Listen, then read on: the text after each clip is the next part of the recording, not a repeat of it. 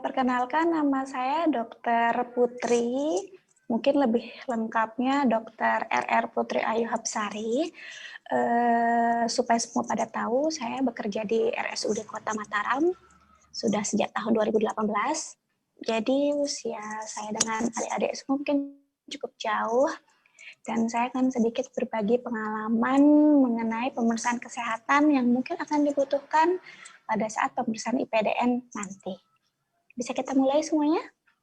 Seleksi setelah lulus tes kompetensi dasar menggunakan komputer assist test. Jadi harus lulus tes tulis dulu atau tes komputer dulu, baru bisa melakukan pemeriksaan atau tes kesehatan ini. Selanjutnya, next slide. Nah, tes kesehatan itu terdiri dari pemeriksaan fisik sama ada pemeriksaan laboratorium dan penunjang. Jadi kalau pemeriksaan fisik itu dari head to toe, dari kepala sampai kaki, dari tinggi badan, berat badan, proporsional tubuh, fisik, kemudian gigi, mulut, THT, dan yang lainnya. Tapi kalau pemeriksaan laboratorium dan penunjang biasanya menggunakan alat-alat laboratorium. Dicek darahnya, kemudian dicek kencingnya, dicek jantungnya, di ronsen, dan yang lainnya. Sekarang kita bahas secara lebih mendalam. Slide next. Oke, di sini pemeriksaan fisik, mungkin udah bisa lihat slide semua, itu meliputi berat badan, tinggi badan, tensi atau tekanan darah, pemeriksaan mata, THT. THT itu maksudnya telinga, hidung, tenggorokan, itu singkatan ya. Kemudian pemeriksaan kesehatan gigi dan mulut, sama pemeriksaan lainnya, itu meliputi tangan, kaki, maupun organ vital. Nah, di sini berat badan sama tinggi badan, setahu saya sudah ada kategorinya. Pada laki-laki minimal kalau tidak salah 160 cm, pada wanita 155 cm. Kalau berat badan biasanya menyesuaikan. Tekanan darah juga ada batas normal, batas tinggi, batas rendah. Pemeriksaan mata banyak macamnya, THT juga banyak macamnya. Oke, next slide. Oke. Ini mungkin ada gambar kartun. Jadi pemeriksaan di sini ngelihat ada orang kurus, normal, gendut banget. Jadi di sini pemeriksaannya tinggi badan sama berat badan. Kenapa perlu dilakukan pemeriksaan tinggi badan dan berat badan? Biasanya untuk mengetahui ataupun mengamati kira-kira proporsional atau tidak seseorang tersebut. Kenapa harus dilihat proporsional? Kan ini mau jadi calon petinggi negara nih. Jadi dibutuhkan tubuh yang proporsional ataupun tidak terlalu berlebihan berat badannya, tidak terlalu pendek, tidak terlalu tinggi, pokoknya normal-normal saja. Karena biasanya kalau berlebihan atau masuk ke kriteria kegemukan, obesitas, kegendutan, biasanya resiko penyakitnya macam-macam. Nah, selain resiko penyakit juga akan mengganggu dari aktivitas ataupun pada saat metode pembelajaran ataupun pendidikan. Gitu. Oke, next, tinggi badan berat badannya selanjutnya. Nah, ini pemeriksaan tekanan darah. Tekanan darah atau tensi. Biasanya kita nama alat medisnya tensimeter. Jadi tekanan darah, cek tensi, cek darah tinggi. Kalau tidak salah bahasa Indonesia pada dasarnya sama semua intinya. Jadi menggunakan alat, ditaruh di lengan, kemudian dipompa. Kita dengarkan biasanya menggunakan stetoskop. Fungsinya adalah untuk melihat tensinya tinggi atau rendah. Kalau tensinya tinggi, resikonya banyak, bisa penyakit jantung, bisa ke arah stroke. Jadi kalau pada saat pendidikan dikhawatirkan akan mengganggu proses. Kalau misalnya larinya kecepatan nih, atau aktivitasnya terlalu berat, tensinya bakal melonjak tinggi. Kalau misalnya terlalu bebannya tinggi pada jantung atau otak, bisa mengakibatkan drop atau stroke. Nah, itu yang tidak diinginkan oleh calon-calon pendidik kita di esok harinya. Takutnya nanti ngambil resiko. Udah ingin pendidikannya lancar, atau mungkin ingin jadi petinggi negara, malah jadi sakit atau memperburuk penyakit yang sudah ada. Itu tekanan darah. Oke, next slide. Pemeriksaan. Jadi di sini, jadi di sini pemeriksaan mata. Pemeriksaan mata, jadi dilihat biasanya matanya, dilihat dari luar, kemudian dilakukan pemeriksaan menggunakan alat, Kemudian juga ada buku di sana 12 itu kan. Nah, kenapa pemeriksaan mata itu dibutuhkan? Ini sangat mendukung untuk pada saat pendidikan maupun proses pendidikan tersebut. Kenapa? Jangan sampai orang itu minusnya mungkin minusnya banyak banget, jangan, karena sangat mengganggu. Misalnya nih tidak menggunakan kacamata, pusing ntar atau nggak fokus. Sementara kan kalau pendidik di masa pendidikan kalau misalnya petinggi masa depan atau pelajar IPDN seharusnya bisa siap sedia pada saat apapun. Minusnya tebal banget, jadi sangat mengganggu aktivitas sigap, ya cepat tanggapnya tuh akan mengganggu banget. Nah, dilihat minus matanya, minusnya biasanya sih setahu saya standarnya jangan sampai di atas -1 ya. Kemudian silinder jangan sampai, nggak boleh, karena silinder itu cacat mata berat, sangat mengganggu aktivitas pastinya dan sangat tergantung oleh kacamata. Dan biasanya mata kiri dan mata kanan berbeda. Biasanya kalau mata yang kanan bersilinder, mata yang kiri juga pasti abnormal juga. Entah -1, 2, 3, dan yang lainnya. Itu dari segi kelainan refraksi ataupun gangguan cacat mata. Bisa juga ada katarak. Katarak mungkin sering dengar pada orang tua yang kencing manis. Tapi katarak nggak selalu pada orang tua. Ada orang yang cedera, kebentur matanya jadi katarak bisa. Jadi memang baiknya dari jauh-jauh hari sudah dilakukan pemeriksaan-pemeriksaan seperti ini, di mana periksanya di rumah sakit. Kalau di Lombok mungkin bisa di rumah sakit mata NTB, di RSUD Lombok, Len. Lama, atau di rumah sakit mata ataupun rumah sakit arak dan minus ataupun silindernya. Kemudian lihat di sampingnya itu ada buku dengan angka 12 gambar. Itu adalah buku Isehara namanya, Mas, adik-adik semuanya. Jadi buku Isehara ini adalah buku yang digunakan untuk pemeriksaan buta warna. Jadi jangan kaget kalau dikatakan, besok disuruh cek buta warna. Jadi matanya nggak diapa-apain, cuma disediakan buku, nanti kamu lihat ada nomor, ada garis, nah kamu disuruh tenaga medisnya kenapa dibutuhkan? Karena jangan sampai calon-calon IPDN nanti mengalami buta warna. Jadi susah membedakan warna hijau, kuning, merah. Karena itu sangat vital sifatnya. Kalau sampai salah warna, nanti sulit untuk melaksanakan kegiatan-kegiatan lainnya, membedakan warna darah dan yang lainnya. Mungkin sampai di situ untuk pemeriksaan matanya. Next slide. Oke, ini pemeriksaan THT. Ini saya cuma kasih gambar pemeriksaan telinga menggunakan otoskopi. Jadi seperti diteropong telinganya menggunakan alat. Ini THT itu kependekannya atau kepanjangannya, kebalikannya lah. Telinga, hidung, tenggorokan. Jadi dia satu paket, komplit. Kalau pemeriksaan THT pasti diperiksa telinga, pasti diperiksa hidungnya, pasti diperiksa tenggorokannya, jadi disuruh buka mulut. Telinga dilihat, ada kotoran enggak? Kotorannya banyak enggak?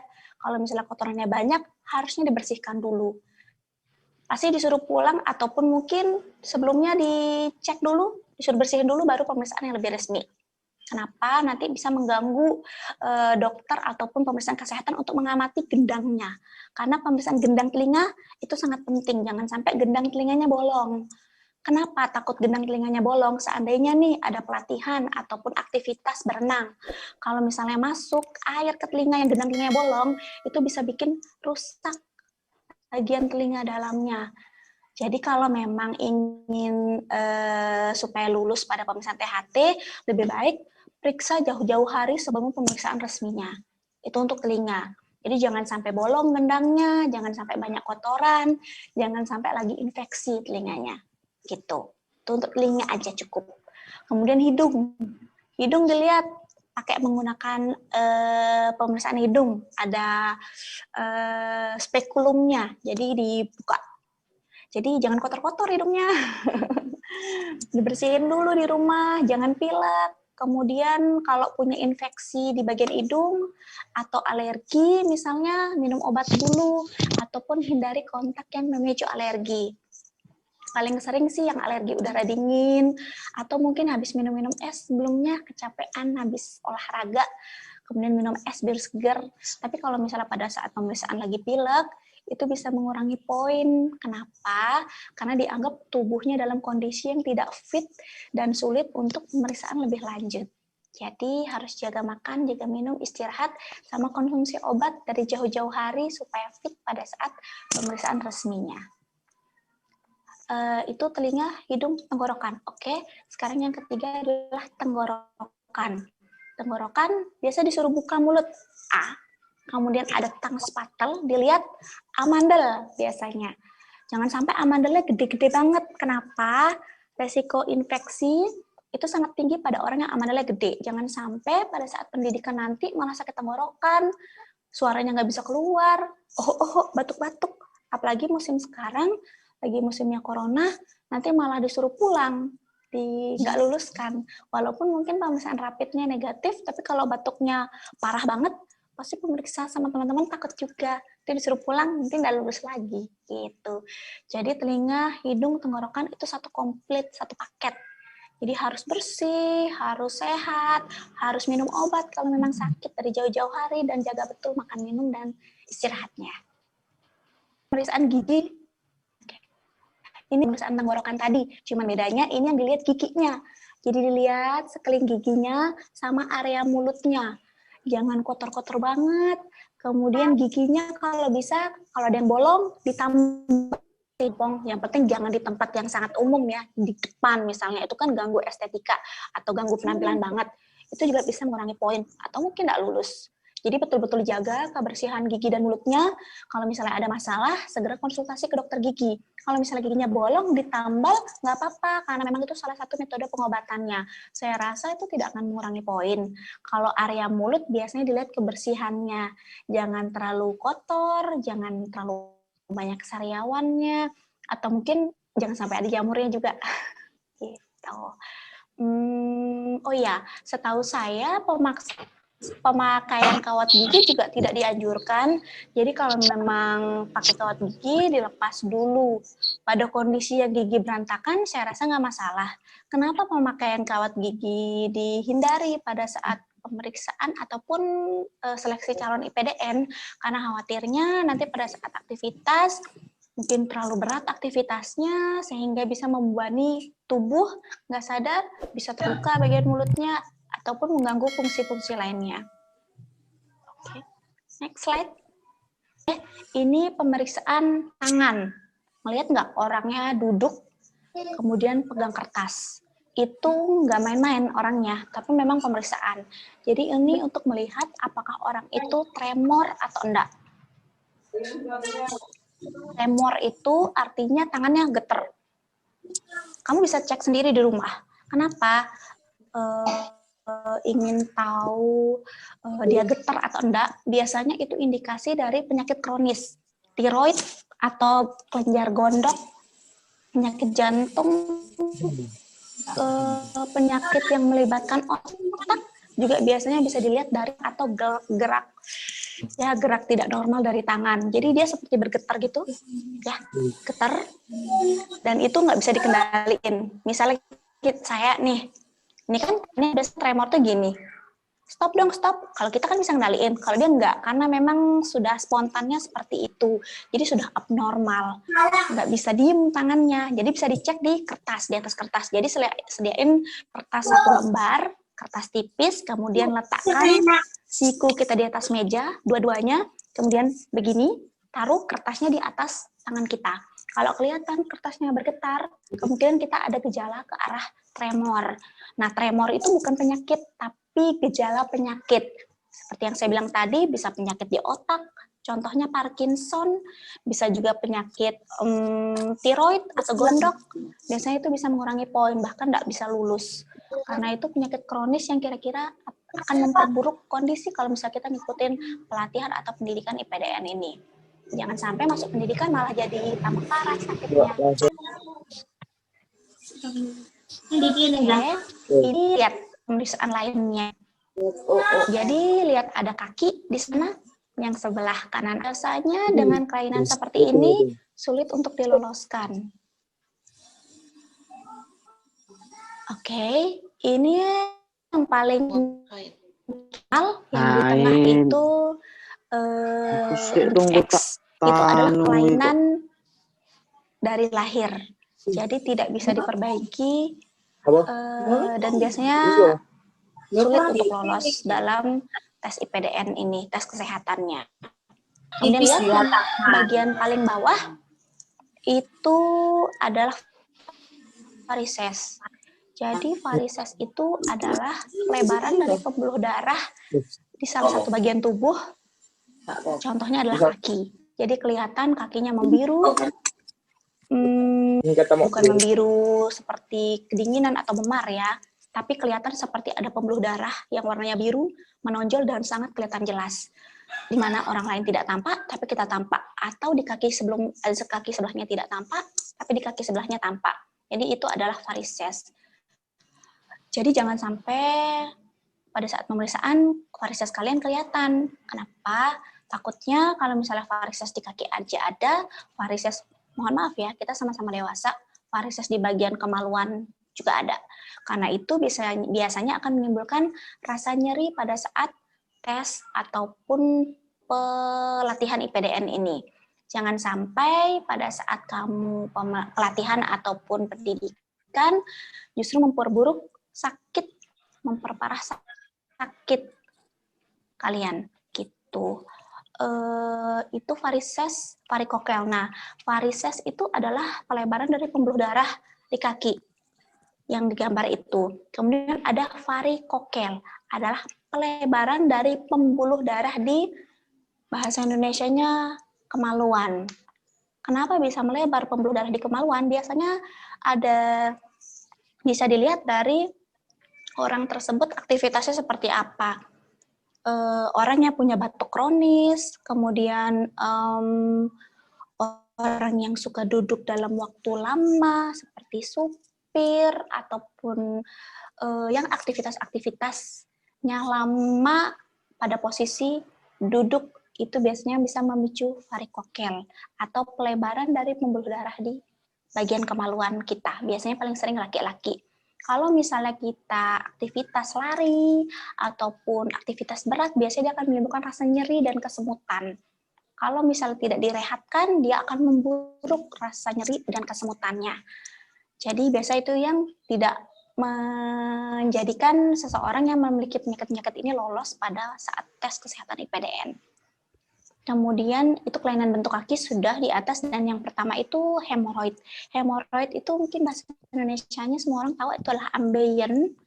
Jadi pelebaran dari pembuluh darah juga, tapi di bagian anus ataupun lubang belakang, bokong gitu. Biasanya kenapa hemoroid juga dihindari, mungkin bakal sulit untuk lulus. Karena biasanya hemoroid pelebaran pada pembuluh darah, beda pada bagian kaki atau kemaluan yang menimbulkan rasa nyeri. Ini dia bisa mengakibatkan perdarahan juga. Kalau misalnya kita BAB misalnya, mengakibatkan ngucur terus nih darah pada saat buang air besar. Nah, kalau misalnya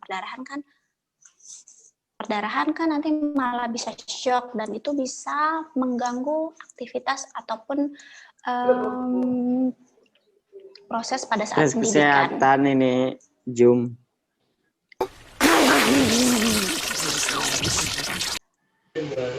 Oke, next slide. Pemeriksaan laboratorium dan penunjaan darah, urin, EKG, sama ronsen. Nanti saya jelaskan satu persatu supaya semuanya paham. Nah, darah ini pasti diambil darahnya. Bagi yang takut jarum, mungkin nggak usah tes IPDN, karena pasti diambil darah menggunakan jarum, tidak ada cara lain. Kemudian urin diambil sampel urin aja, jadi disuruh buang air kecil, biasanya urin yang kedua baru diambil sampelnya, supaya tidak terlalu keruh. EKG, pemirsa rekam jantung, jadi dipasangin alat nih, ada kabel-kabel, serem kelihatannya tapi nggak bikin kesetrum, tenang aja. Kemudian ronsen, difoto dadanya di ronsen. Mungkin sering dengar bahasanya foto X-ray. Nah, itu untuk melihat kelainan-kelainan di dadanya, di jantung, di paru, maupun yang lainnya. Next slide, kita jelasin satu-satu.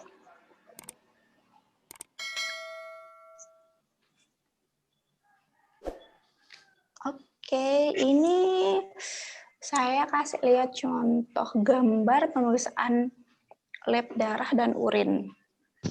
Jadi darahnya nggak diambil banyak, dikit aja. Paling mungkin cuma 3-5 cc aja menggunakan jarum. Kemudian dimasukin ke tabung kimianya. Itu nanti di mikroskop dan menggunakan alat khusus. Urinnya nggak perlu banyak-banyak banget, dikit aja. Tapi biasanya yang bagus itu adalah pemeriksaan urin yang kedua. Jadi pada saat ke toilet nih, dikasih kayak gelas yang ada tutupnya. Nanti kamu disuruh toilet nih, coba cek kencingnya sama dewasa, oke? Jadi buang air kecil, kencing dulu. Setelah kencing dulu, buang kencing yang pertama, kencing kedua, itu baru yang ditampung. Nggak perlu penuh-penuh banget, cukup setengahnya aja dari gelas yang disediakan, baru ditutup, baru diserahkan ke petugas medis yang melakukan pemeriksaan laboratorium maupun laboratorium darah maupun kencing ini. Untuk apa pemeriksaan lab darah dan urin?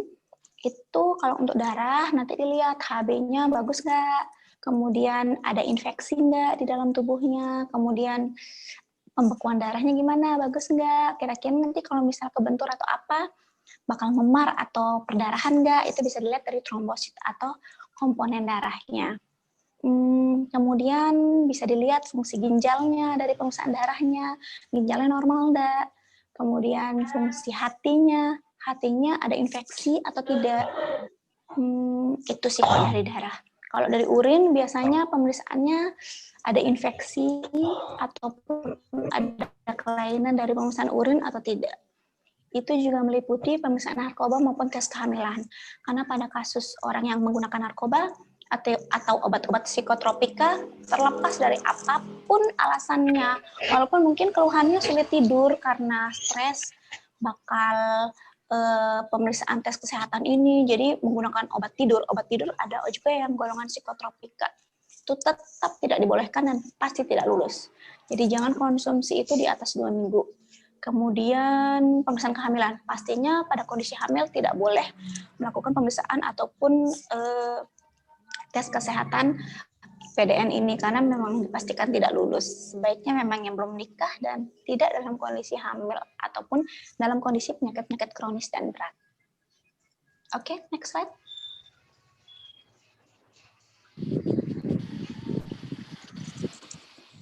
Oke, ini EKG. Ini rekam jantung yang saya bilang tadi. Jadi dipasangin kayak balon-balon gitu di dadanya. Ini untuk melihat rekaman ataupun irama jantungnya bagus nggak. Kita juga bisa lihat dari rekam jantung ini, jantungnya kira-kira gede nggak.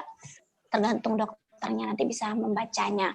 Kemudian kira-kira ada sumbatan yang kira-kira bakal berbahaya enggak kalau misalnya si calon ini bakal berlari atau aktivitas berat lainnya. Karena seperti yang saya bilang tadi, tidak diperkenankan untuk orang yang punya penyakit kronis atau penyakit berat untuk mengikuti seleksi ini. Karena dikhawatirkan akan memperburuk dari penyakitnya itu sendiri. Nah, disitulah fungsi pemeriksaan EKG. Jadi dipasangin kayak balon-balon di dadanya, kemudian dipasangin gelang-gelang nih di tangan kanan, tangan kiri, kaki kanan, kaki kirinya. Baru diperiksa menggunakan alat. Banyak orang yang takut nanti kesetrum, enggak sama dan cepat sih biasanya. Perempuan pasti disuruh buka baju karena dia harus nempel di badan. Jadi jangan terlalu khawatir. Bukan karena apa, karena dia memang harus nempel di badan. Oke, ngerti semua? Ini pemeriksaan foto dada ronsen atau X-ray. Jadi alatnya seperti itu. Kalau yang di tempat saya seperti ini alatnya, seperti ibu-ibu yang dan mas-mas itu. Jadi di foto, nah sebelah kanan itu adalah salah satu gambaran ronsen. Jadi nanti dilihat di sana ada kelainan nggak jantungnya, jangan sampai ada infeksi paru, dan kelainan-kelainan lainnya. Oke, next slide. Pemeriksaan kesehatan. Oke, next slide. Oke, saran dari saya. Yang pertama, istirahat yang cukup. Yang kedua, konsumsi makanan yang bergizi. Yang ketiga, olahraganya harus rutin, jangan H-1, nanti bakal diforsir, badanmu malah kecapean hari H-nya. Coba olahraga yang bagus tuh mungkin jogging, berenang, jangan angkat beban, ngapain. Kemudian yang keempat, melakukan pemeriksaan rutin. Yang kelima, hindari mengkonsumsi minuman beralkohol ataupun obat-obat psikotropika. Jadi saran dari saya untuk adik-adik yang mau tes untuk IPDN, untuk sebenarnya ini untuk tes semua ya, yang membutuhkan tes kesehatan, IPDN, tes kedokteran, keperawatan, kebidanan, ya rata-rata semuanya membutuhkan pemeriksaan-pemeriksaan seperti ini, kurang lebihnya. Jadi lebih baik periksa dari jauh-jauh hari. Kalau ngerasa ada masalah di kakinya, ngelihat ih kok kakiku biru ya, kayak ada varises-varisesnya gitu. Kalau bisa dari sebelum-sebelumnya. Memang mungkin pernah dengar kalau misalnya varises disuntik aja kakinya, ada yang bikin hilang tuh varisesnya. Emang betul, tapi itu nggak bisa instan. Kamu suntik sekarang langsung hilang nggak bisa. Jadi dia butuh waktu. Kalau ingin pemeriksaan yang lengkap atau ingin suntik untuk varises, misalnya ketahuan ada varises, suntiknya dari ya mungkin 3 bulan 4 bulan sebelumnya. Oke, ya balik lagi ke yang tadi, lebih baik memang pemeriksaan kesehatan dari sebelum-sebelumnya. Tadi kan saya sudah jelasin, tes kesehatan ini adalah pemeriksaan head to toe, dari kepala sampai kaki. Jadi kamu harus cek diri sendiri aja dulu di rumah, nggak apa-apa, bercermin. Untuk pemeriksaan tes kesehatan IPDN ini dia bukan sesuatu yang instan. Kamu pikir misalnya mendapati keluhan dari seminggu sebelumnya, kemudian langsung berobat, selesai urusan, nggak bisa kayak gitu. Jadi kalau memang kamu udah niat ingin tes IPDN, periksalah dari jauh-jauh hari. Dari telingamu, kamu ke dokter, ataupun minta perawat bidan untuk melihat telinga juga nggak masalah. Kemudian tenggorokanmu dilihat, ada amandel nggak? Kalau amandelnya gede banget, sampai menutup liang tenggorokan, lebih baik operasi dulu. Nggak apa-apa. Seperti yang saya bilang tadi, tidak ada yang instan. Operasi butuh waktu. Biasanya bisa sebulan, 2 bulan baru pemulihan. Karena biasanya kalau amandel yang gede banget, nggak bisa lolos juga. Karena resiko infeksinya dan perburukan dari penyakitnya tinggi. Itu pada telinga, hidung, tenggorokan. Kemudian kalau mungkin berat badanmu terlalu berlebihan, mungkin bisa sedikit meningkatkan aktivitas seperti berolahraga ataupun mungkin makanan yang manis sedikit dikurangi. Itu dari yang fisiknya. Bisa juga dari mulut, rajin gosok gigi, atau mungkin scaling atau bersihin karang, supaya pada saat hari pemeriksaan, itu bagian giginya bersih. Tambal gigi juga itu perlu. Kurang lebih sih kalau dari saran saya itu saja. Kalau memang ada yang ditanya ataupun ada yang kurang jelas, mohon disampaikan. Mungkin sekian dari saya. Mohon pertanyaan